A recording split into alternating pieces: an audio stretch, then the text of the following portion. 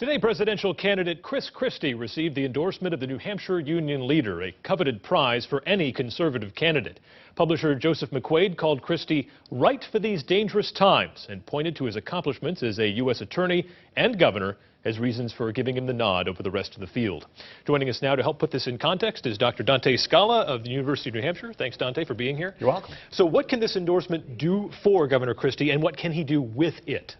Well, it gives Governor Christie a reason to fight on. I mean, this caps off what's been a really up and down month for him. He began the month by getting kicked off the national debate stage because of his low poll numbers, but his constant grassroots politicking here in New Hampshire is paying off with national media stories about how he seems to be gaining traction, and now it's topped off with this union leader endorsement. So his investors in his campaign, he can go back to them and say, see, it's paying off, give me a couple more months, give me 10 more weeks to prove what I can do.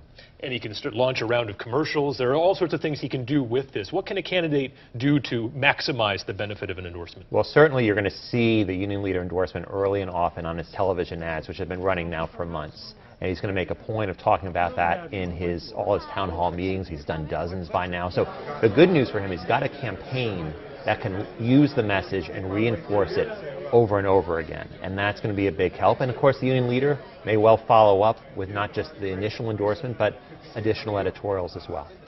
We've seen Governor Christie hovering at about 4 or 5% in most polls in New Hampshire, and he's sort of in this competitive triangle now with Governor Kasich and Jeb Bush. What happens in that triangle as these guys vie to try and break up to that upper tier? Yeah, one of them is going to emerge from New Hampshire, maybe. It could be none of them, but for all of them, it's win or go home in New Hampshire. So they're all struggling to reach out to those moderate, somewhat conservative voters. So this endorsement, at least for now, gives Christie an edge over the two of them, puts them in the shadows. And even though Christie's only at 4%, Donald Trump, he's been leading for a long time, but he's just in the 20%, 25% himself.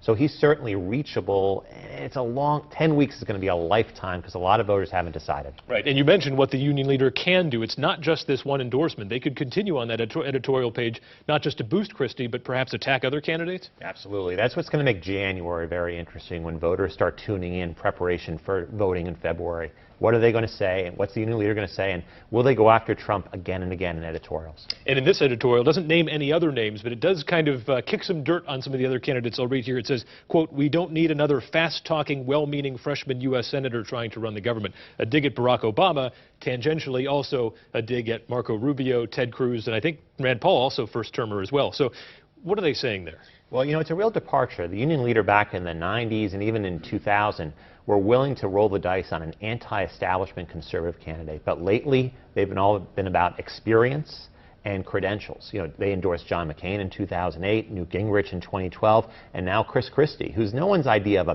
very conservative candidate, more of a somewhat conservative candidate. It'll be fascinating to see how this plays out. Dr. Scala, thanks so much for your time. Pleasure, sir. Very much appreciated.